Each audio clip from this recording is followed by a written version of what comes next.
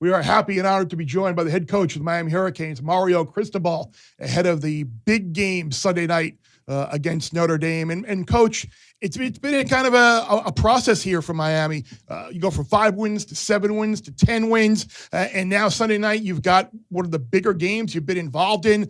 Just talk about the process to get here, and now with the expectations on what could be a pretty special season here. Well, certainly we're very committed to a process to getting our place, our program, our entire organization better, and we've done that over the past 3 years, and that's never going to stop. Having been a player here during some pretty special times, the expectations that we have for ourselves are always going to be bigger and better than anyone could set for us. And we've enhanced our roster, our culture. We have set our program, on a trajectory that we feel is just going to continue to go upwards and upwards. And we have an unbelievable opportunity here on Sunday night against Notre Dame. Coach, when you got to Miami, one of your goals was to rebuild the trenches. You've done that via the portal. You've done that really with high school recruiting. And those guys are mature now. They're bigger, stronger, faster. Talk about the growth in those units, how important that will be for your season and really for the game against Notre Dame. Well, credit to our offensive line coach and the strength and conditioning department, because over here we have one portal offensive lineman. It's been the center position for a couple of years. Aside from that, it's been strictly high school. And we take a lot of pride in recruiting those guys and developing those guys and teaching them so they could play at a really high level, because upon arrival, it needed a massive overhaul. We were very narrow in the wrong places and probably thicker in the wrong places as well. And we have really built a powerful, athletic offensive line that continues to get better. We feel like we have some guys that are legitimate NFL prospects, and more importantly right now, that have a chance to be great college football players to help us elevate the program. So certainly it's a group that we depend on for leadership, that we depend on as we look at them as playmakers, both on the offensive side and the defensive side of the ball. So it's a never-ending process, as you know, Jeff. Like the big guys, it's relentless teaching, and repetition all day. So we're headed in the right direction and looking forward to getting better.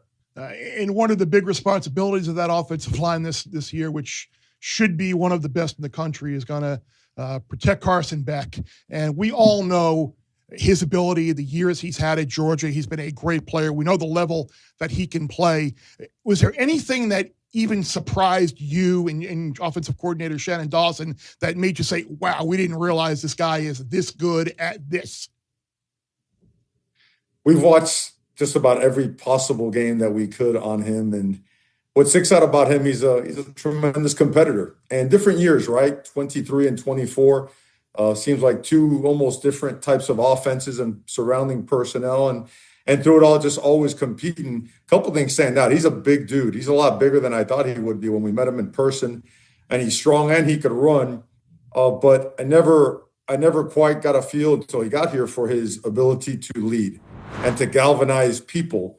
And he's done a great job with that. He even though in the springtime he could not participate fully with us, every walkthrough he was there, was helping to lead meetings, was bringing people in, was helping with the protections, understanding the run game. The guy just has a really high-level football IQ, and he's a tremendous person. Naturally, people gravitated to him, and he is a relentless worker, man. He's in here at all hours, and so far everything we've seen has really got us fired up. You made a change at defensive coordinator and also went into the portal to help improve your secondary. What do you expect from that side of the ball this season? Well, we had to improve, certainly, right? We had ourselves last year, we kind of lost our way as the year went on. We had maybe a generational offense, and down the stretch, we had a tough time getting stops. But you know what? At the end of the day, we also turned the ball over at the end of the year. And either way, those two pieces are not the right formula to win football games. So making the change to Corey Heatherman, who had a top 5 defense at Minnesota. He's just a special coordinator, a high-level teacher who really understands personnel use. And we loaded up the secondary with some more pieces that we feel can do it all, can play man coverage, can play zone coverage really well, are good guys that can really – they can set edges. They can play the perimeter really well and be physical, that understand the ball, communicate well, and we think that's going to help us tremendously, but we think that Coach Heatherman, his use of personnel and his system really fits what we have on our roster. Well, what are the biggest challenges in getting ready for Notre Dame? A different quarterback. They really didn't publicly announce who the quarterback was going to be until very recently. Like how difficult was it to prepare for either Minchie or Carr and know that what you saw on tape from last year was probably going to be completely different what to expect in the opener here? Well, they're both great players, really talented guys. And what you look at also is their supporting cast. I mean, they've got talent all over them. It's, if not the roster, one of the rosters with the most NFL talent currently sitting on it at all levels, junior, senior classes, as well as some of the young ones. But when you watch tape on both those guys, both high school and then some of the spring stuff, you see guys that are really accurate, that are mobile, that have a great command of the offense, but they're surrounded by great playmakers. I know there's a lot made of the running game, and it should be. They've got as good of a running back tandem as college football seen in a long time, and they're complemented by a massive physical offensive line. But little does there's not enough attention given to their skill players, their returning skill players, and the ones that they picked up in the portal. Those guys are explosive. They're big guys. They make contested catches. They make people miss. All in all, they're just as high level of a football operation as you'll find. When you prepare to play a team like Notre Dame in week one, does anything change in training camp at all? Is it the same camp, or is it a little ramp up a little bit knowing that you have this sort of semi-rivalry game happening week one, primetime, national television, all the eyeballs to your program? Week one for us has always been a similar process. We've been fortunate in the sense that we've had a lot of week one big games. And so your team has to be ready to play week one, right? And football is a little different than basketball. Basketball, you have time to figure it out down the stretch a little bit. In football, it seems like every single game you play is a playoff game because it all factors in to the equation at the end. So remember, nowadays with spring practice in the summer, man, the way that we run, our players run, I should say, OTAs, it's they get a lot of reps. And we're so multiple on defense. There's a lot of carryover with Notre Dame, and at the same time, digging deep into the past of the coordinators and where they've been, the Wisconsins, right? The Arkansas, the LSUs. You've got to do your homework and you've got to set the table so you do incorporate periods that show a lot of the stuff that those coordinators have done at their different stops. So your team could see everything it needs to see by the time the game rolls around. Okay, I have to ask you personally, you've been involved in a couple of the classic games of this rivalry dating back to the late 80s, early 90s. You were playing, I'm a lowly student assistant in sports information department.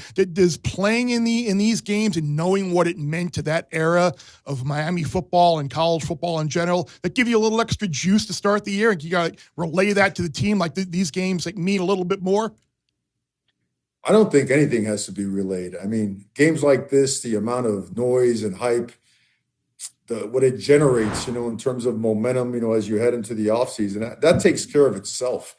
The focus is more making sure that everyone is focused on preparation, on the things that it takes to prepare to be in great shape, to run your systems at the highest level, make sure that you're technically and fundamentally sound so you could communicate at a high level and play and cut it loose and play fast and free. So all the other stuff, I think it takes care of itself. As a player, I mean, let's not kid ourselves. You know that when things like that pop on the calendar, and even while you're being recruited, you go to certain places to play in games like this. This is certainly one of those games, but all focus, every ounce of it, every bit of it on preparation. Coach, last from me here. Do you enjoy having expectations on your program like there are this season? I feel like you built to a certain point and it's accepted that these are the expectations. Do you enjoy and embrace those around your team? I like you, Jeff. We played the game in our respective alma maters. I'm sure you've got a handful of zippers on your body. I got, almost double digit on mine. So I guess it's fair to say that our expectations of ourselves are at a different level than anything outside could ever try to make of it, right? We live it, we bleed it, and everything we do, our entire approach. And brother, all we want to do, and the only reason, for coming back to Miami was to make sure that we gave back to Miami, that we did right for Miami, the way Miami did right by us, and not go back in time, right? I think a lot of people get confused about going back. We want to bring Miami into the future and go forward and establish ourselves as a team that year in and year out can play for and win championships. And we're not quite there yet, but we've built a lot of momentum. We're getting closer and closer. And we're just going to keep staying driven and working our butts off to get it done. And we certainly hope that, well, the alumni in me certainly hopes that the Canes continue to reach those levels that we all know they can and fully expect that they can with the expectations of what we saw last year. Cam Ward, now Carson Beck at quarterback. And I'm really looking forward to Sunday night. Best of luck this year to you, Coach, you and all the players and coaches on the team. Should be a great win Sunday night. Appreciate you taking the time to join us. I know you got a busy day and busy week ahead of you, so appreciate you taking the time to join us. Thanks for having me, guys. Appreciate you, and go Canes. Bear Bets full episodes drop twice a week right here on the Bear Bets YouTube channel. Remember to subscribe to stay ahead of the odds, and let's celebrate all of our wins together.